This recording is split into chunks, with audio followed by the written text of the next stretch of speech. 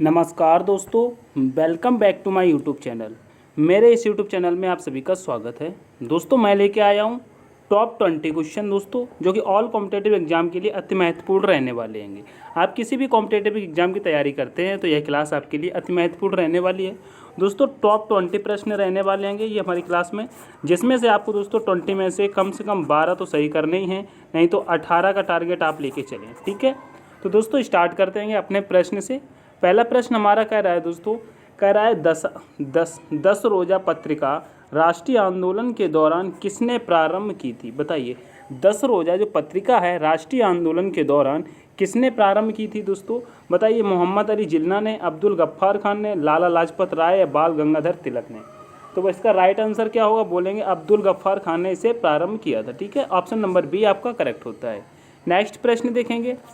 Next प्रश्न कह रहा है दोस्तों, भारत के किस राज्य में बथुकम्मा उत्सव मनाया जाता है। बताइए, भारत के किस राज्य में बथुकम्मा उत्सव मनाया जाता है। महाराष्ट्र, तेलंगाना, पंजाब या दोस्तों उत्तर प्रदेश। राइट आंसर आपका हो जाएगा दोस्तों तेलंगाना। क्या होगा, तेलंगाना। ऑप्शन नंबर बी आपका यहाँ पर भी करेक्ट होता है। नेक्स्ट प्रश्न देखेंगे। नेक्स्ट प्रश्न कह रहा है दोस्तों, निम्नलिखित में से कौन एक पश्चिमी तट द्वीप है। दोस्तों द्वीप की बात कर रहा है जो कि पश्चिमी तट है। बताएंगे पवन है दोस्तों, पंबन है या दोस्तों श्रीहरिकोटा है, परिकोड है या दोस्तों एलिफेंटा है। क्या हो जाएगा, तो यहाँ पर कहेंगे दोस्तों पश्चिमी तट द्वीप की बात कर रहा है तो दोस्तों एलिफेंटा यहाँ पर हो जाएगा। क्या, एलिफेंटा। ऑप्शन नंबर डी आपका करेक्ट होता है। नेक्स्ट प्रश्न देखेंगे। नेक्स्ट प्रश्न कह रहा है दोस्तों, रडार किस प्रकार की तरंगें होती हैं। बताइए, रडार किस प्रकार की तरंगें होती हैं। प्रश्न नंबर चौथे का आंसर करेंगे। विद्युत तरंगें होती हैं, विद्युत चुम्बकीय तरंगें होती हैं, ध्वनि तरंगें होती हैं या फिर दोस्तों इनमें से कोई नहीं। बताएंगे तो कहेंगे जो रडार तरंगें होती हैं दोस्तों, यह विद्युत चुम्बकीय तरंगें होती हैं। कैसी होती हैं, विद्युत चुम्बकीय तरंगें। ऑप्शन नंबर बी आपका करेक्ट हो जाएगा। नेक्स्ट प्रश्न देखेंगे। नेक्स्ट प्रश्न कह रहा है दोस्तों, भूकंप की तीव्रता मापने के लिए किस पैमाने का प्रयोग किया जाता है। दोस्तों यहाँ पर भूकंप की तीव्रता की बात हो रही है तो याद रखेंगे रिएक्टर पैमाना, मैट्रिक पैमाना, सेंटीग्रेड पैमाना या दोस्तों न्यूटन पैमाना। किसका उपयोग किया जाता है, तो कहेंगे रिएक्टर पैमाने का उपयोग किया जाता है भूकंप की तीव्रता मापने के लिए। ठीक है, ऑप्शन नंबर ए करेक्ट होता है। नेक्स्ट प्रश्न देखेंगे। नेक्स्ट प्रश्न कह रहा है दोस्तों, मध्य प्रदेश से किस राज्य की सीमा नहीं छूती है। बताइए, मध्य प्रदेश से किस राज्य की सीमा नहीं छूती है, बताने की कोशिश करेंगे। प्रश्न नंबर 6 का, राजस्थान की बात करेंगे छूती है, अगर गुजरात की बात करेंगे ये भी छूती है, महाराष्ट्र की भी छूती है, लेकिन अगर बात करते हैं झारखंड की तो इसकी नहीं छूती है। तो ऑप्शन नंबर दोस्तों हमारा सी करेक्ट हो जाएगा, क्योंकि यहाँ पूछा गया नहीं छूती है, इसको याद रखना है। ठीक है, नेक्स्ट प्रश्न देखेंगे। नेक्स्ट प्रश्न कह रहा है दोस्तों, केंद्र शासित प्रदेश जम्मू कश्मीर की प्रमुख भाषा नहीं है। फिर भी यहाँ पर नहीं से आया तो ये चीज़ आपको बहुत विशेष तरीके से ध्यान रखना है। प्रश्न पूछा क्या है, नहीं है या फिर है, ये पूछा गया। तो यहाँ पर पूछ रहा है जम्मू कश्मीर की प्रमुख भाषा नहीं है। बताएंगे उर्दू, गुजरी, कोसूर या दोस्तों मोनपा। बताइए क्या होगा, तो कहेंगे यहाँ पर पे दोस्तों जो जम्मू कश्मीर की प्रमुख भाषा की बात की गई है तो यहाँ पर दोस्तों मोनपा हो जाएगी, जो कि जम्मू कश्मीर की नहीं है।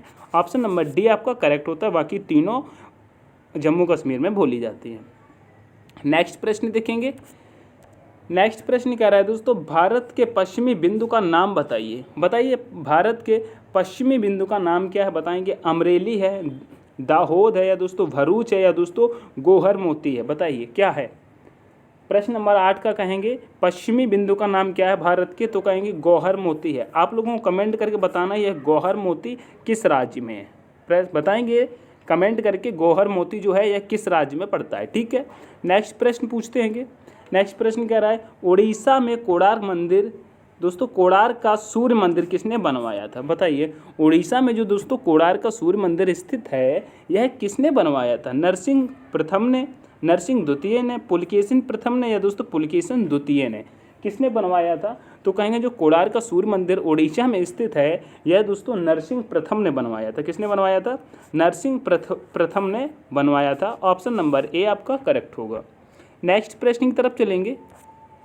नेक्स्ट प्रश्न कह रहा है दोस्तों, कह रहा है 1904 में क्रांतिकारी संगठन अभिनव भारत संगठित किया गया था। बताइए। जो 1904 में क्रांतिकारी संगठन अभिनव भारत संगठित किया गया था, यह कहाँ किया गया था दोस्तों? उड़ीसा में, बंगाल में, महाराष्ट्र में या दोस्तों उत्तर प्रदेश में? कहाँ पर किया गया था? राइट आंसर इसका करेंगे दोस्तों प्रश्न नंबर 10 का, तो कहेंगे यह दोस्तों महाराष्ट्र में किया गया था। कहाँ पर किया गया था? महाराष्ट्र में। ऑप्शन नंबर सी आपका करेक्ट होगा। नेक्स्ट प्रश्न देखेंगे।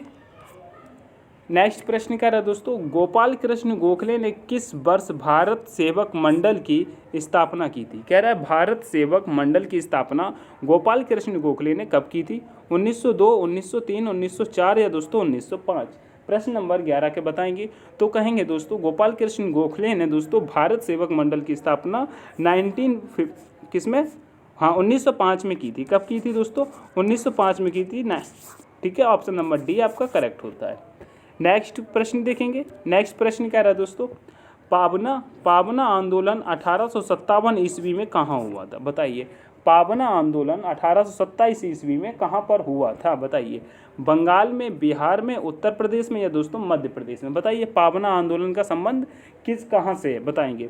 तो इसका राइट आंसर करेंगे दोस्तों प्रश्न नंबर 12 का, तो कहेंगे यह बंगाल में हुआ था। कहाँ पर हुआ था? बंगाल में हुआ था। ऑप्शन नंबर ए करेक्ट हो जाएगा। नेक्स्ट प्रश्न देखेंगे। नेक्स्ट प्रश्न क्या रहा है दोस्तों?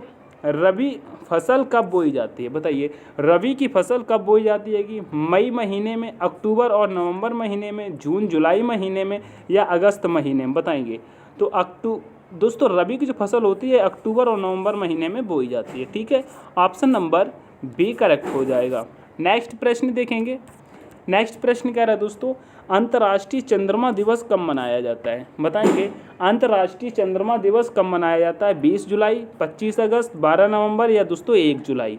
अंतर्राष्ट्रीय चंद्रमा दिवस की बात कर रहा है दोस्तों, तो कहेंगे यह 20 जुलाई को मनाया जाता है। कब मनाया जाता है? 20 जुलाई।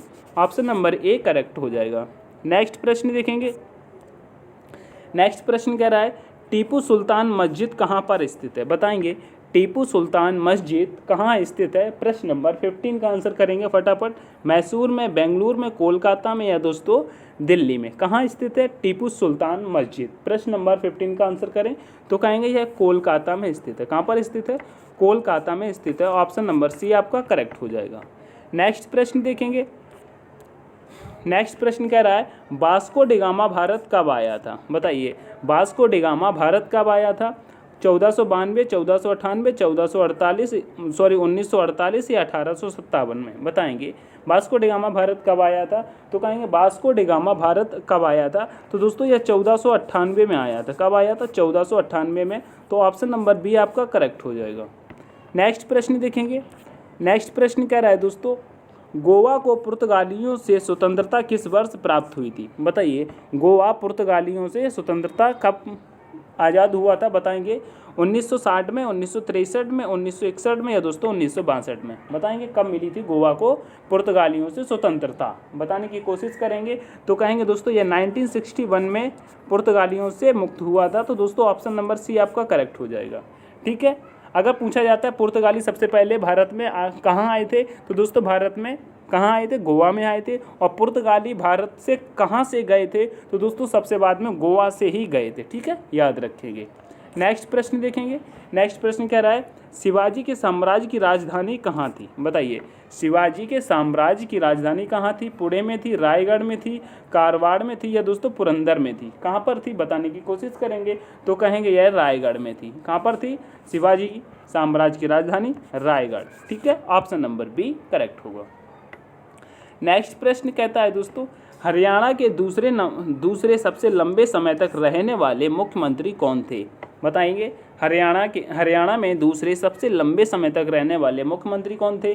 देवीलाल थे, बंसीलाल थे, भजनलाल थे या दोस्तों मनोहर लाल थे? बताएंगे कौन थे तो कहेंगे बंसीलाल थे। कौन थे? बंसीलाल थे। ऑप्शन नंबर बी आपका करेक्ट हो जाएगा, ठीक है।